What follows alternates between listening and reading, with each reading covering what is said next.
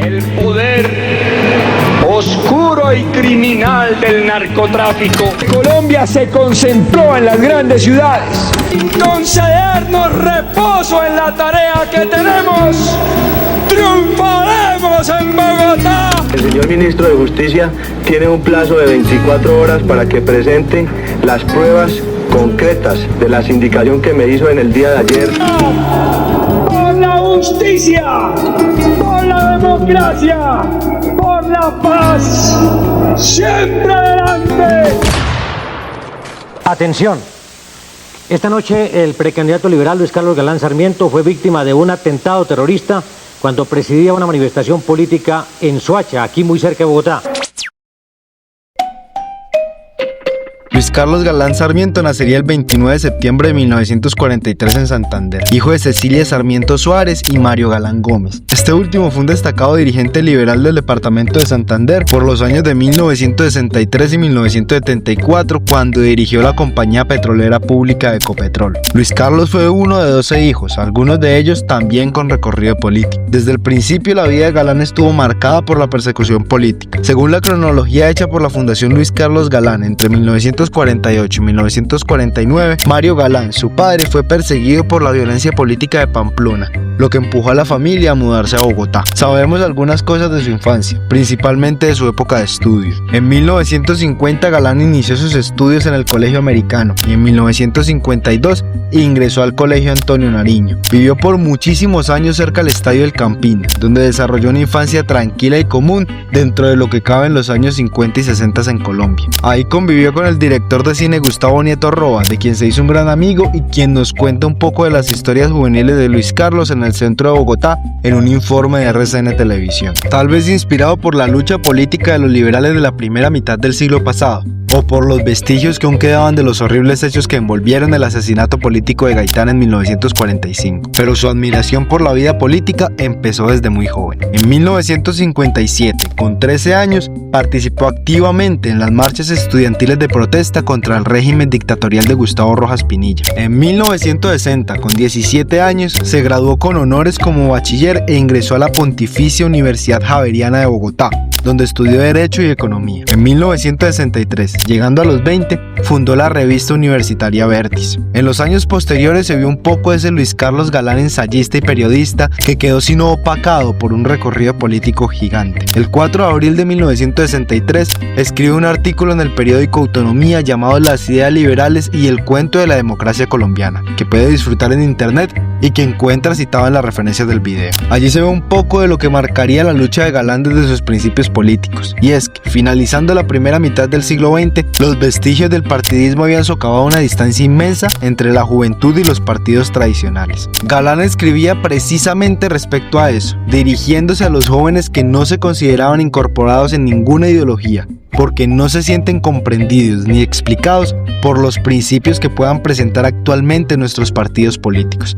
Hablo de los jóvenes que se hallan a la expectativa de un nuevo camino, de una alternativa porque presuponen fosilizados a los partidos colombianos. Se trata de jóvenes que por la misma generosidad e independencia que poseen, tienen por egoístas, infructuosos y extemporáneos a los sectores de la actual política colombiana. Y su crecimiento sería vertiginoso. En 1965 culminó sus estudios universitarios y se vinculó al diario El Tiempo, donde desarrolló una vertiginosa carrera como periodista, editorialista, asistente director, columnista y miembro de la junta directiva.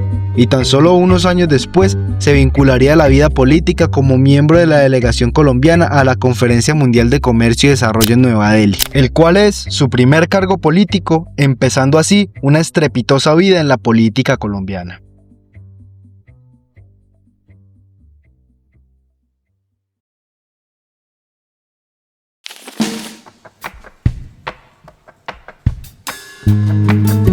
Aunque toda la vida fuese reconocido por ser un líder liberal, en el principio de su vida política, por los años 70, trabajaba para el presidente conservador Misael Pastrana como ministro de Educación. Es que nomás, un día después de haber obtenido su título en Ciencias Jurídicas de la Universidad Javeriana, era el ministro más joven de la historia de Colombia con tan solo 26 años. Sin embargo, empezó con el pie izquierdo en el campo. El movimiento estudiantil de 1971, considerado el más amplio, masivo y organizado de la historia del país, comenzó en febrero de ese año con una huelga en la Universidad del Valle, y luego de una violenta represión con saldo de varios estudiantes muertos, se extendió a las principales universidades del país. Los estudiantes agitaban consignas revolucionarias que proclamaban el cambio del sistema y obedecían a la militancia maoísta, trotskista o comunista de la mayoría de sus dirigentes, y se aglutinaron alrededor de lo que se conoció como el programa mínimo, que planteaba reivindicaciones inmediatas, entre ellas el cogobierno y la defensa del presupuesto para la universidad pública. La respuesta estudiantil desembocó sobre el ministro de Educación. La Universidad Nacional, la Universidad de Antioquia, la Universidad del Valle y la Universidad Industrial de Santander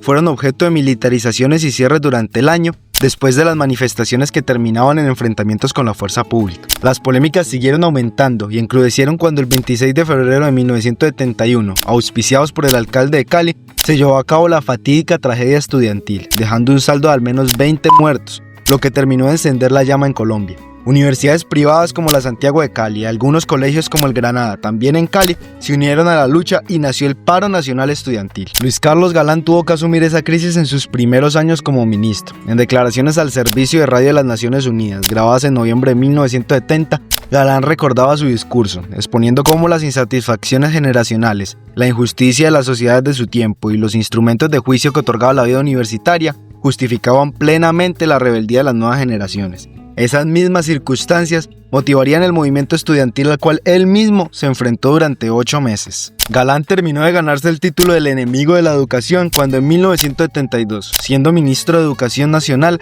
Luis Carlos Galán expide el decreto 223, su estatuto docente.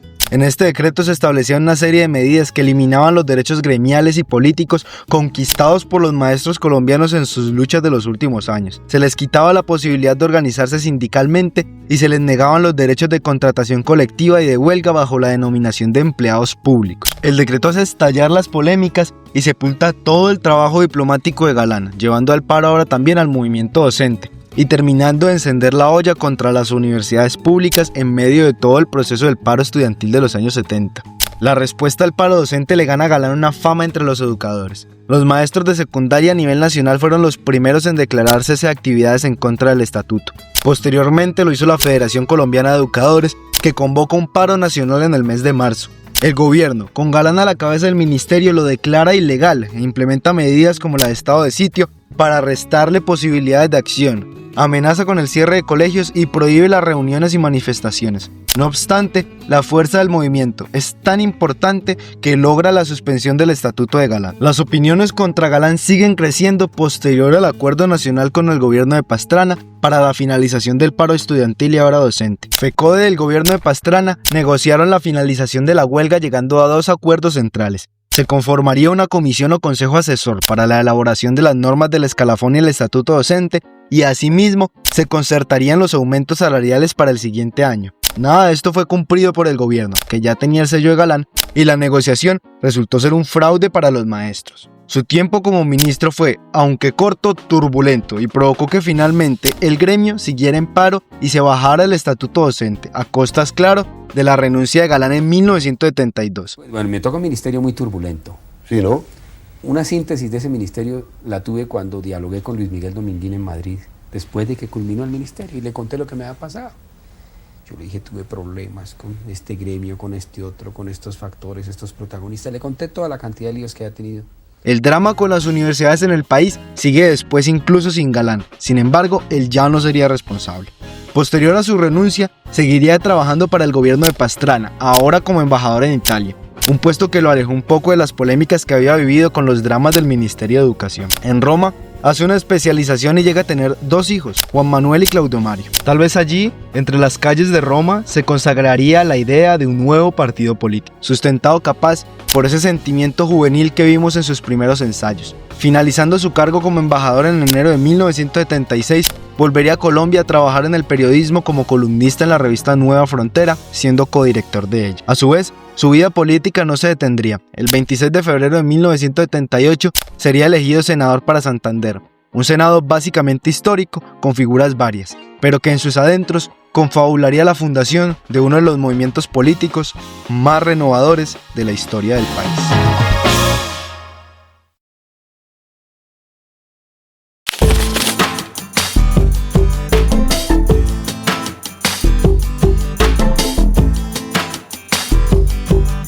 Llegada a Colombia y su ingreso al Senado de la República, Galán se pararía duro en el Partido Liberal. Desde un principio sostendría una fuerte relación con el expresidente Carlos Lleras Restrepo, quien había mantenido unificado al Partido Liberal hasta entonces. Pero para entenderlo todo, hay que analizar un poco la situación política del Senado de la República para 1979. Durante la década de los 70 y de los 80 convivieron bajo las etiquetas del Partido Liberal tres grandes facciones encabezadas por jefes políticos nacionales: el loponismo de Alfonso López Michelse, el turbayismo de Julio César Turbay Ayala y el llerismo de Carlos Lleras Restrepo. Este último habría mutado en 1979 hacia la figura de Galán, provocando una disidencia del Partido Liberal llamado Nuevo Liberalismo, consecuencia del retiro de la vida política de Lleras Restrepo. Mientras que el Partido Conservador se encontraba en una posición similar, dividido entre alvarismo y pastranismo. En las vísperas de las elecciones presidenciales del 82, el Partido Liberal termina de dividirse cuando se decide tomar favor a la segunda candidatura de Alfonso López Michelse sobre las posturas del nuevo liberalismo. Galán y los lleristas, ahora proclamados gaitanistas, se separan definitivamente, conglomerando el Partido Nuevo Liberalismo el 30 de noviembre de 1979 con el apoyo de Rodrigo Lara. Por la justicia, por la democracia, por la paz, siempre adelante, ni un paso atrás, y los que fueron menester. La historia de este último es una salsa completamente distinta que abordaremos aquí, aunque de manera más breve, pues leemos un video. El 11 de agosto de 1949 nacería en Neiva un hijo de las castas políticas colombianas. En los años 60 se vincularía al Partido Liberal, siendo designado por el presidente Carlos Lleras Restrepo como alcalde de Neiva en 1969. Posteriormente, asumió cargos diplomáticos en París y regresó al país para ser elegido representante a la Cámara por el departamento de Huila entre 1978 y 1982. En medio del Senado y en las crisis internas del partido, se conocería con Galán y consagrarían la idea para unificar la disidencia liberal. Así debatir la primer candidatura de la insignia política en las presidenciales del 82. En medio de las primeras luces para la campaña presidencial, Galán sería concejal de Bogotá en marzo de 1980. Y mientras comenzaba a ganar adeptos, el 29 de abril de 1980 se daba la primer convención del nuevo liberalismo en el Salón Rojo del Hotel Tequendama en Bogotá. Ahí se consagran las ideas del partido y las significantes insignias de la lucha que lo representarían por los siguientes años. El financiamiento de todas las campañas. El nuevo liberalismo tiene a disposición de cualquier ciudadano de Colombia todos los libros donde constan los ingresos y egresos de nuestras campañas. En una revista llamada Documentos Nuevo Liberalismo se ve un poco de las luces que le gustaría tomar al partido. La nueva política, capaz de diseñar y realizar una nueva sociedad para superar la encrucijada en que se halla Colombia, tiene por el nuevo liberalismo 5 metas fundamentales: la independencia nacional, la identidad cultural de Colombia y de sus grandes regiones, la democracia orgánica, el nuevo concepto del Estado y la estrategia del crecimiento económico y la igualdad social. Invitamos a los colombianos a afianzar y defender nuestra soberanía en los términos de nuestra época, a restablecer una democracia orgánica para darle expresión plena a la conciencia nacional derivada de nuestra identidad cultural.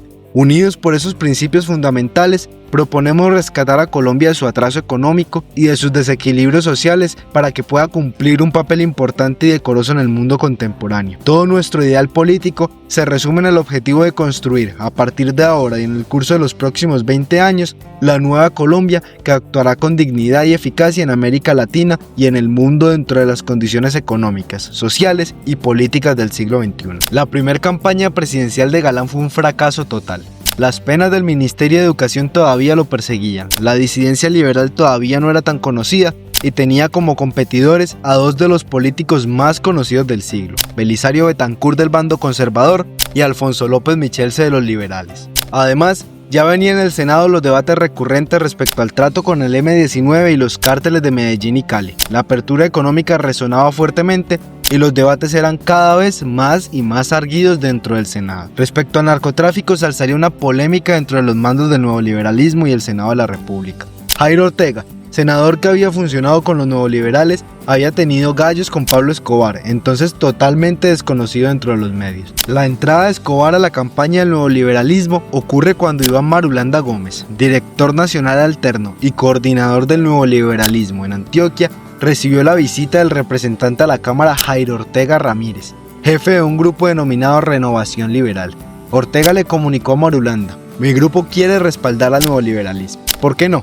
Tras las consultas con su jefe, Marulanda respondió que sí. Escobar tenía fama de filántropo. Llevaba a cabo un vasto programa social bautizado Medellín sin tujurios, por medio del cual distribuía gratuitamente viviendas y mercados entre los moradores de los barrios pobres de la capital antioqueña. Sin embargo, se supo que gran parte la dedicaba a los lujos extravagantes. Se contaba que en su hacienda Nápoles exhibía un zoológico atestado de hipopótamos, rinocerontes, boas, camellos, elefantes, avestruces, jirafas y turpiales. Escobar se enorgullecía también de su colección de autos deportivos, motocicletas Harley Davidson y yates importados a costos de miles de dólares. A Marulanda no le cupo la menor duda: Escobar era narcotraficante. Hacia la 1 de la tarde de ese 2 de febrero, Marulanda se comunicó con Luis Carlos Galán, quien se encontraba en el Hotel Aristi de Cali en desarrollo de una gira política. El suplente de Ortega nos resultó narcotraficante, dijo Marulanda. Galán y Marulanda charlaron largo rato. Finalmente, convinieron que este último se comunicaría de inmediato con Ortega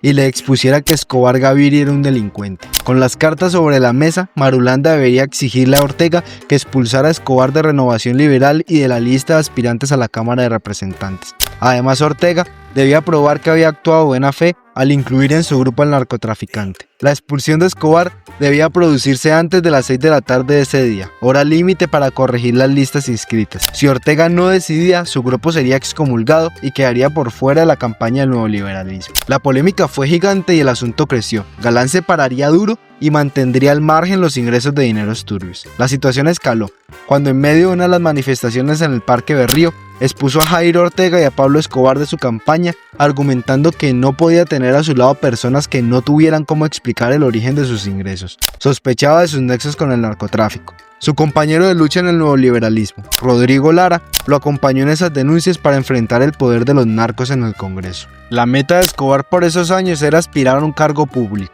bien sea la presidencia o la representación en el Senado.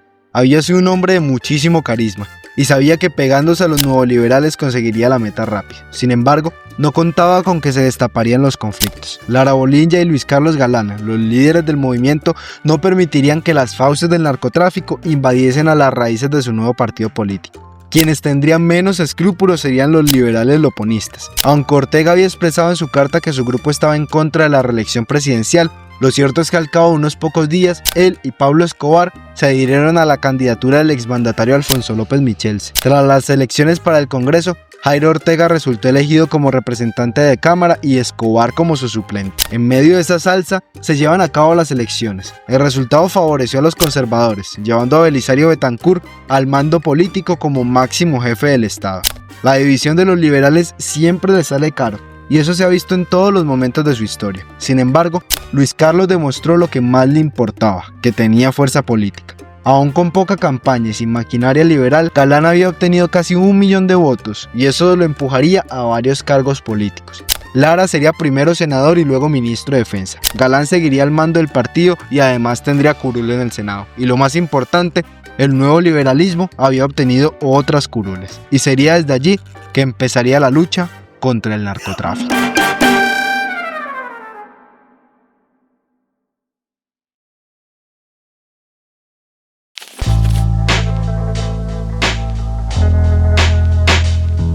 La lucha del nuevo liberalismo contra Pablo Escobar y el narcotráfico en general surge desde Lara Bonilla, aunque Galán no se quedaría atrás. Las denuncias contra el ingreso de fondos desconocidos a las campañas presidenciales habían empezado, más considerando que la línea loponista del liberalismo había aceptado fondos y ayudas de Pablo Escobar en Antioquia. Según versiones de la época, aportó las lanchas, los planchones y los helicópteros utilizados para la comitiva loponista en aquella oportunidad. El asunto en el Senado sería una locura por esos días. El 19 de septiembre de 1983, Lara convocó un debate por los dineros calientes en la plenaria de la Cámara. De un momento a otro se le volteó al recién posicionado ministro de Justicia. De acusador, pasaría a ser acusado de recibir $1 millón de parte del narcotraficante Evaristo Porras.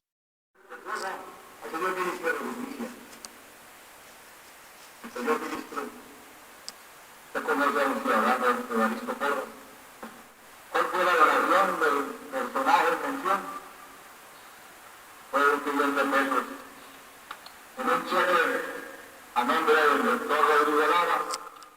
Escobar, indignado, invitaría a Lara a demostrar sus afirmaciones y de modo amenazante alertaría a los medios y haría un plazo de 24 horas para que el senador se retractara. Informar a la opinión pública que el señor ministro de Justicia tiene un plazo de 24 horas para que presente las pruebas concretas de la sindicación que me hizo en el día de ayer en la Cámara de Representantes. El escenario no podía ser más dantesco e inmoral. Carlos Leder, quien por esa época era un supuesto y próspero empresario que aspiraba a hacer una carrera política, llenó con su presencia y la de sus guardaespaldas de confianza una de las cabinas destinadas a la prensa en el Congreso. En ese lugar no se cansó de abuchar o aplaudir a Jairo Ortega, quien fue el encargado de mostrar las pruebas contra Lara. En una grabación ininteligible se reveló una supuesta conversación entre Porras y Lara. Pablo Escobar, entonces congresista, no asistió al recinto. En su lugar fueron, una información que comprobó la revista Semana en su momento, sus guardaespaldas de confianza, que incluso se sentaron en las sillas del Congreso. El alegato con el que Lara pensaba desenmascarar a Escobar fue un boomerang en su contra. Galán advertía a su amigo respecto al territorio de riesgo al que entraba. Es que para esos años era un secreto a voces que algunos congresistas tenían vínculos con el narcotráfico, y los empresarios mágicos, como se les decían a aquellos que adquirían ingresos de manera exacerbada en poco tiempo, eran pan de cada día en Medellín. De Escobar se hablaba mucho. La periodista María Jimena Duzán encontró una foto de Escobar veinteañero y sonriente mientras era reseñado por la justicia ecuatoriana. La respuesta del capo fue mandar a recoger todas las ediciones del periódico y quemarlos. Además, sentenció de muerte a Guillermo Cano, director del periódico. El riesgo era gigante para Lara y lo sabía. Sin embargo, el agravio de que lo hubiera acusado de recibir millones de pesos de origen del narcotráfico lo empujó a querer defender su nombre, y así lo hizo. La humillación fue hasta televisada. Párez hablaría del asunto. Empezaron los debates, el afán en una especie de carrera hacia la muerte. Uno de sus más cercanos amigos, su jefe del Partido Liberal, Luis Carlos Galán, le recordaba todo el tiempo a quién se enfrentaba. No se daba cuenta de los riesgos. Entre más le recomendaban mesura, más alzaba la voz. El debate en el Congreso de abril de 1984 fue contundente. Frente a un tablero improvisado demostró que Pablo Escobar no solo tenía contactos con el narcotráfico, sino que era el narco mismo. Explíqueme, señor Ortega, ¿cómo es que su suplente posee misteriosamente 11 aviones, 2 helicópteros, 3 hangares en el aeropuerto de Medellín? Ha creado un grupo de miles de sicarios llamado El MAS y realiza millonarias donaciones en obras benéficas cuando su único sustento legal para justificar su fortuna es un almacén de bicicletas. Lara se refería al almacén de bicicletas Osito, del hermano de Pablo, Roberto Escobar. La olla se había destapado y Pablo Escobar estaba en medio de todo eso. Lara Bonilla y Galán se habían convertido en enemigos públicos del cartel, junto a otros periodistas que también hablaban mal de los negocios de Escobar. Con la sangre en el ojo, por lo que, según él, le había hecho el ministro de Justicia, contraatacó y le envió 2 sicarios para matarlo. Y así lo hicieron. El 30 de abril de 1984 nos quedó claro que nadie, ni siquiera el ministro de Justicia, estaba a salvo de la venganza de Escobar. A las 7:30 de la noche del 30 de abril del 84, un pistolero a bordo de una motocicleta roja tiró del gatillo de una ametralladora Ingram y asesinó al ministro de Justicia, Rodrigo Lara. Colombia tuvo muy pocas dudas sobre los autores intelectuales del golpe y de una vez desaparecieron las objeciones. Ahí empezó una guerra que duró 9 años. Una guerra en donde murieron miles de colombianos secuestrados, en bombas, en ataques sicariales. Se moría por ser policía, político, periodista, juez y ser honesto. La frase plata o plomo era una de las más repetidas por Escobar, pero matar a Lara Bonilla fue su primer gran error. Desde entonces se tuvo que refugiar en sus caletas, la más grande de todas fue la Hacienda Nápoles, y siguió matando a candidatos presidenciales, armando civiles, traficando coca e incluso sometiendo un gobierno como el de César Gaviria a sus designios. Se entregó, pero solo lo hizo haciendo una cárcel a su medida. Allí también secuestró, mató y extorsionó. Como ya dijimos, el asunto con Lara y su asesinato es otro cuento completamente distinto que no trataremos aquí, pero que pueden dar por seguro estará en el canal prontamente. Galán tendría un segundo intento para las presidenciales, ya sin Lara Bonilla. Lo cierto es que la fama del candidato y el partido se habían disparado para el 86. En 1984, el nuevo liberalismo obtiene 600.408 votos en elecciones para concejales y diputados. El 23 de agosto de 1984 se constituye la Fundación Nuevo Liberalismo para una Colombia Mejor, cuyo resultado es un documento que ya usamos antes de esa sección. El 2 de agosto de 1985 se da el primer Congreso Nacional del Nuevo Liberalismo y el partido se consagra como una fuerza política capaz de mover voluntades en Colombia. Esas elecciones fueron de las más históricas del país Recientemente en el 84 se habían dado los tratados de Corinto y Medellín con varias guerrillas, entre ellas el M-19, lo que posteriormente fracasó. Los acuerdos de la Uribe habían ocurrido y las FARC-EP lograba la consagración en el Senado con la creación del Partido Unión Patriótica, con quien debatiría la presidencia usando como estandarte a Jaime Pardo. Esto fue importantísimo porque un sector de la población creía que el mando conservador había dado ventajas inadmisibles a los guerrilleros de los distintos grupos. Tal vez por influencia de eso el liberal pisaba fuerte para esas elecciones. Virgilio Barco a la cabeza y sus ideas para controlar las guerrillas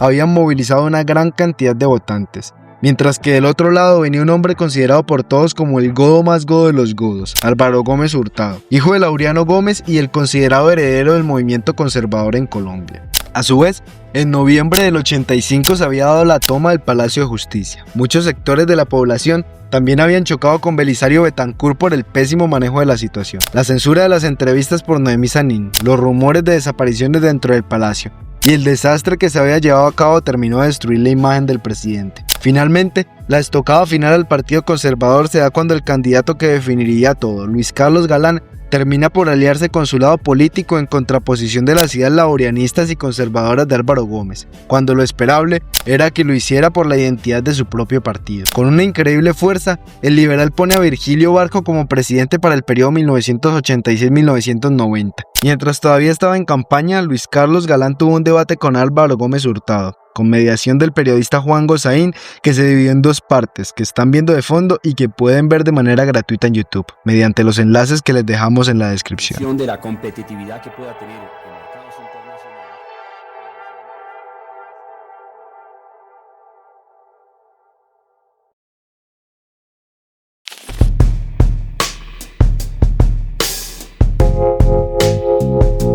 El Senado de 1986 fue una cosa curiosa. Por ahí rondaban miembros de 4 partidos principales: los liberales, conservadores y miembros de la UP. Algunos senadores famosos de ese momento son Álvaro Uribe Vélez, Ernesto Samper, Polina Sánchez, Carlos Holmes Trujillo y, claro, un muy reconocible candidato que hasta entonces había dado pinta de frentero: Luis Carlos Galán Sarmiento. Galán no lo sabía, pero desde 1986 comenzarían a confabular el atentado en su contra. Estaba en la mira de varios políticos y criminales. Santofimio era uno de ellos, pero también estaban Pablo Escobar y su amigo Gonzalo Rodríguez Gacha con su ala militar de las autodefensas campesinas del Magdalena Medio. Para los detalles detrás del hecho del asesinato, usaremos el reportaje llamado El asesinato de Galán, escrito por Fernando Cortés Arrevalo. Las amenazas comenzaron a llegar a la casa de los Galán. Los episodios escalarían cuando empezaron a ser dirigidas a los hijos del precandidato. Los terroristas no jugaban, las amenazas iban en serio. Encapuchados que se movilizaban en un Mazda secuestraron poco después, a la salida del Colegio Pedagógico Nacional, a un compañero de Juan Manuel, el mayor de sus 3 hijos. Al estudiante lo liberaron el mismo día. Regresó sano y salvo, pero portaba una nueva amenaza. Los raptores le mandaron a decir al candidato: o se retira de la política o el próximo que secuestraremos será uno de sus hijos. Las amenazas aumentaron desde el 4 de julio de 1989, cuando proclamó su precandidatura en el Hotel Tequendama de Bogotá.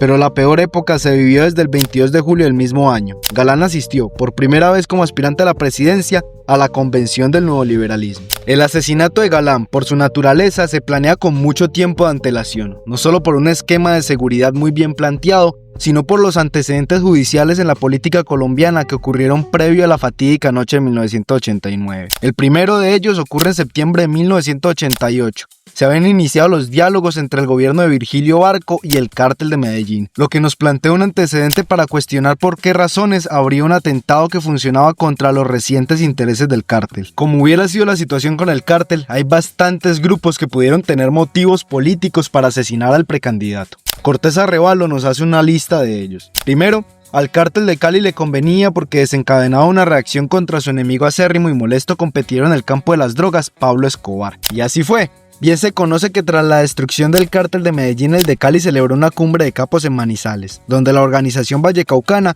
proclamó su victoria, se erigió como amo absoluto del negocio y ejerció su poder para convertirse en el centro de confluencia de las manecillas del reloj del narcotráfico. Segundo, tampoco hay razones para no tomar en cuenta la hipótesis que se indica un sector corrupto de la DEA. Con la muerte de Galán, se trucó la posibilidad de que atrás de la negociación el cártel de Medellín obtuviera una especie de carne de sanidad moral y fuese indultado y amnistiado sus capitales. Tras el complot para asesinar al precandidato, se generó un efecto masivo de opinión pública a favor de la extradición de mafiosos colombianos y de intervención directa de los asesores de Estados Unidos. Aunque Luis Carlos Galán era partidario de la extradición, en varias ocasiones dejó en claro que aplicaría dicha fórmula debajo del precepto de que cada colombiano extraditado a los Estados Unidos fuese enviado a Colombia un norteamericano que tuviera cuentas pendientes con la justicia nacional. 3. Tampoco se han barajado los móviles de tipo político. Es indudable que con la llegada de Galán a la Casa de Nariño peligraban los intereses de una buena parte de la clase política corrupta. 4. Nunca se han investigado las denuncias referentes a la virtual participación de miembros del DAS y la DIJÍN en el atentado, ni los testimonios que hemos recibido nosotros sobre el mercenario británico David Tompkins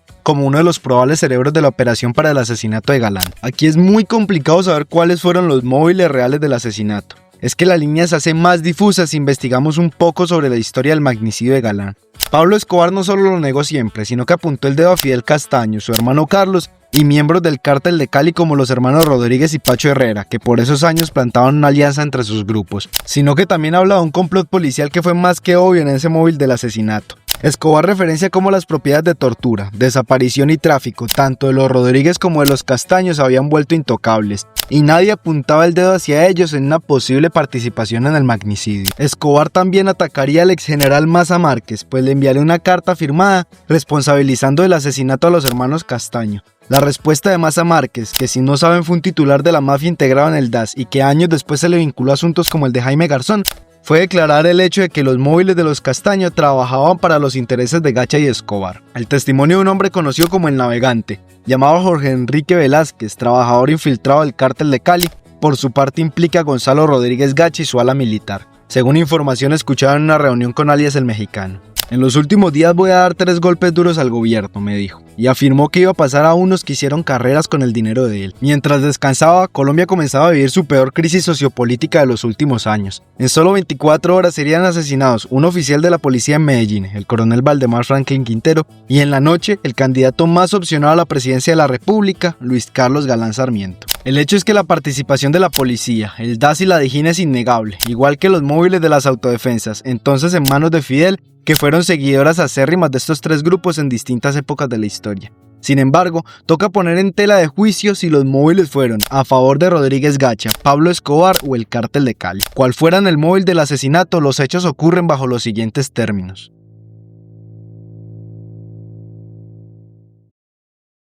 El viernes 4 de agosto de 1989, 15 días antes de su muerte, Galán viajó a Medellín para asistir al acto de protesta pacífica denominado Jornada Cívica de Reflexión, Acción y Compromiso. Eran las 2:30 de la tarde. El candidato se había retrasado más de lo previsto. Cuando estaba a punto de despedirse, le indicaron que el coronel Valdemar Franklin Quintero, comandante de la policía de Antioquia, lo requería al teléfono. No vayas a la universidad. Acabamos de frustrar un complot en su contra, le informó el coronel. Luis Carlos Galán se reunió con sus asesores 2 días antes del atentado, el 16 de agosto de 1989, para ultimar los detalles de su seguridad en Soacha. A Jacobo Torregosa se le encargó la coordinación de los preparativos con la policía, los organizadores del certamen y el alcalde de la localidad. En sus manos quedó la integridad del líder político. El día siguiente, el jueves 17 de agosto, el comandante de la policía de Cundinamarca, el coronel Gustavo Leal, instruyó al jefe seccional del F2 para que realizara labores de inteligencia en el casco urbano de la población. En la tarde del mismo jueves, el capitán Luis Felipe Mantilla Barbosa emitió la orden de servicio número 005, mediante la cual se exigía a las autoridades mantener el perímetro del municipio entre el 17 y el 19 de agosto. Instrucciones: decomisar armas, detener sospechosos, prever cualquier anormalidad, preparar el escenario y garantizar la tranquilidad de la ciudadanía. En la mañana del 18 de agosto de 1989 se ejecutaría un homicidio contra el coronel Valdemar Franklin Quintero, un respetable miembro de la policía que con honor y buen juicio había cuidado y protegido la vida del candidato del nuevo liberalismo, habiéndolo librado de un atentado días antes y que probablemente vio su vida en juego por haber cantado dicha operación. A las 8 de la mañana del viernes 18 de agosto, el entonces director de la Policía Nacional, general Miguel Antonio Gómez Padilla, envió al coronel Leal el oficio número 1952.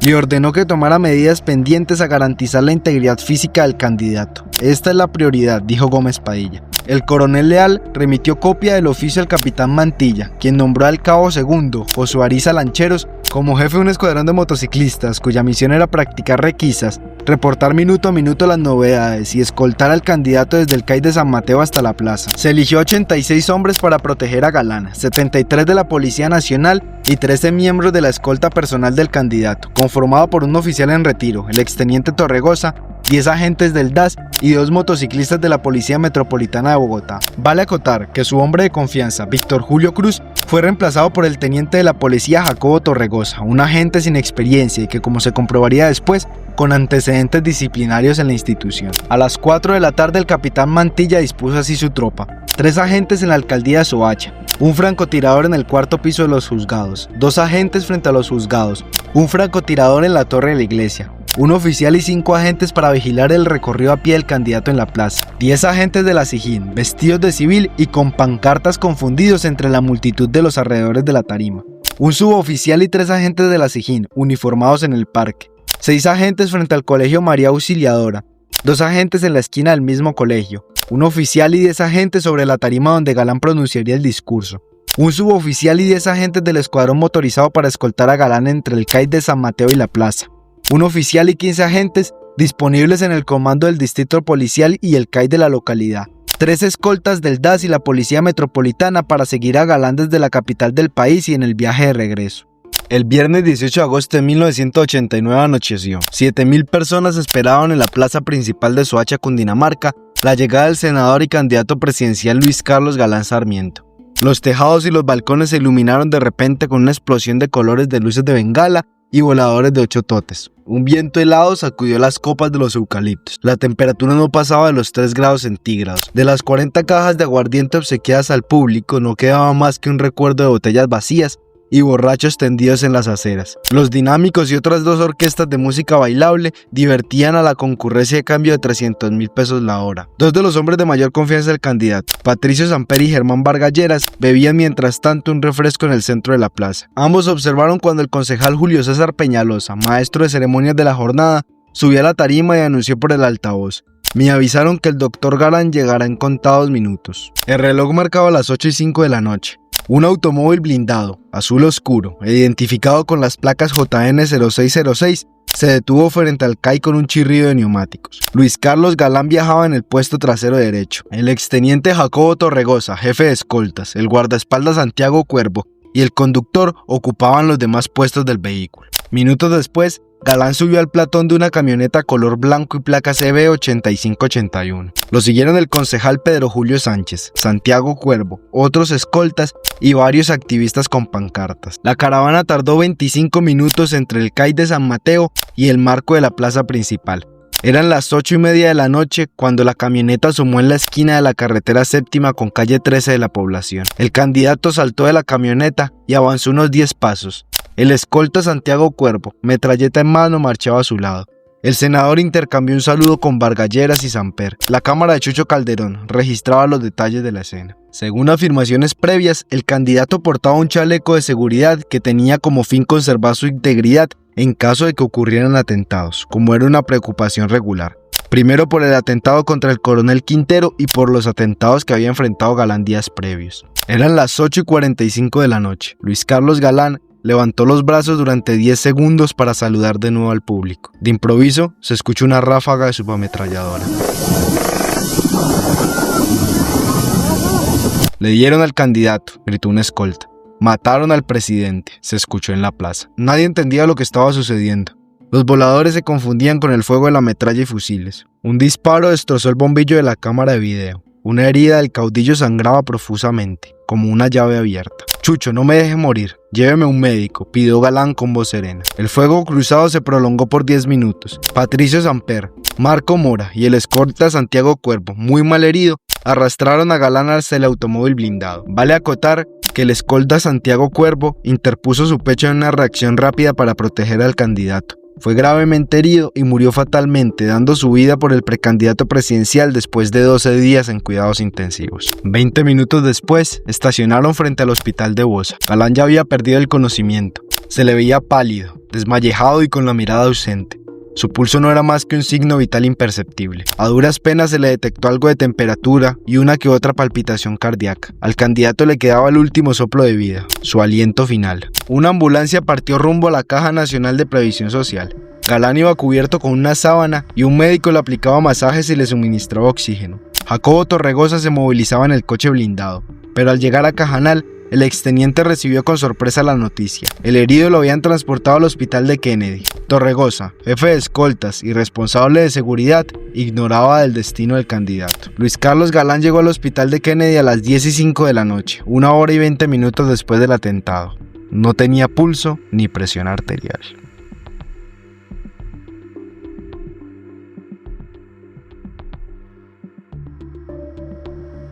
Existen muchos cuestionamientos sobre el DAS respecto a estos puntos tratados. Primero, meses después de abierta la investigación, el DAS solicita al juzgado la devolución de una subametralladora Ingram 001831 calibre 380 milímetros, perteneciente al detective urbano del DAS Santiago Cuervo Jiménez, identificado con el carné número 1588. Este agente resultó gravemente herido en el atentado y días después falleció.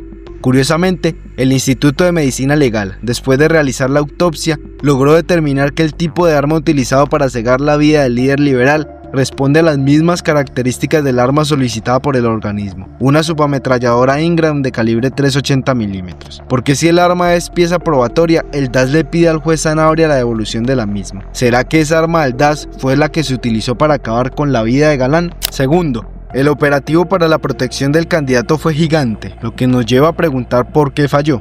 Algunas versiones, como la del coronel retirado Hernando Rodríguez Ramírez, amigo, seguidor y jefe de seguridad personal del candidato hasta febrero de 1989, entregó al diario La Prensa el siguiente análisis técnico-táctico sobre las causas que, a su juicio, hicieron fracasar las medidas de seguridad. Lo primero que debía hacerse era aislar la tarima del público con canecas y guaudas para que la gente permaneciera separada del tablado a unos 5 metros como mínimo.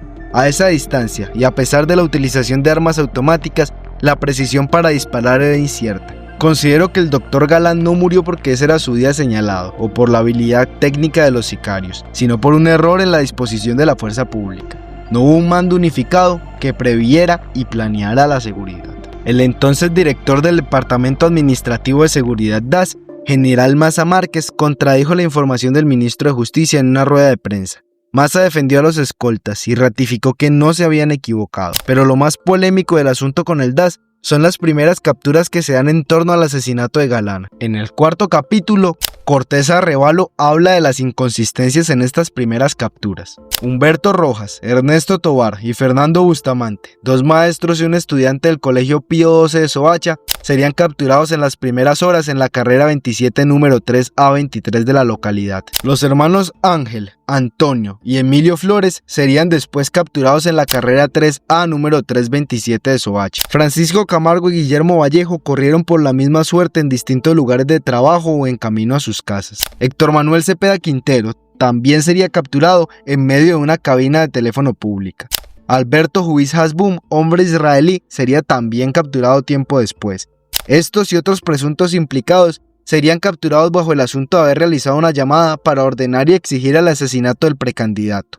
Lo que sabemos hoy en día es que la mayoría de ellos no tenían nada que ver, pero el énfasis de la DIJÍN en capturarlos provocó un entorpecimiento de una investigación realmente inexistente. Implicados reales tenemos muchos, pero con una justicia tan tardía fue inevitable que sus capturas tomaran años. Alberto Santofimio Botero fue capturado el 12 de mayo de 2005 a las 10:30 de la mañana en una avenida del norte de Armenia. Ya era dominio público la noticia de la captura de Santofimio y su vinculación al caso del asesinato de Luis Carlos Galán. Las acusaciones de alias Popeye lo implicaban a él en el asesinato de Galán y en un presunto complot para asesinar a Andrés Pastrana por los años en que estaba en el poder de los extraditables. Por otra parte, sabemos que el móvil material del asesinato lo llevó a cabo Jaime Eduardo Rueda Rocha, un asesino y líder importante nacido en Jacopí, Cundinamarca. El recorrido de ese hombre va desde robarle plata a las FARC, asesinar al fundador de las autodefensas campesinas del Magdalena Medio, unirse a ese grupo, trabajar para Rodríguez Gacha y demás, antes incluso de asesinar a Galán. Por ese móvil sería capturado. Sin embargo, huiría de su pena intercambiando ropas con un abogado en la cárcel La Picota el 18 de septiembre de 1990. Salió de ahí entonces para seguir el mando de la autodefensa y trabajar para el cartel de Cali. Planeó un fallido operativo para matar a Escobar en la catedral y dentro de la organización sería asesinado en medio de una guerra interna. La responsabilidad estatal en el asesinato de Galán es innegable. El cambio de seguridad propuesto por Maza Márquez, la desconexión y presunta complicidad de Jacobo Torregosa, el entorpecimiento de las actividades de investigación, la implicación de senadores como Santofimio y demás nos evidencian ello. Ese día no solo murió Galán, mataron al coronel, acabaron con la vida de Santiago Cuervo, el concejal Julio César Peñalosa y la poca esperanza que le quedaba al país. Sin más que decir, esto es Charla de Elevador y nos vemos en el próximo piso. Hasta luego.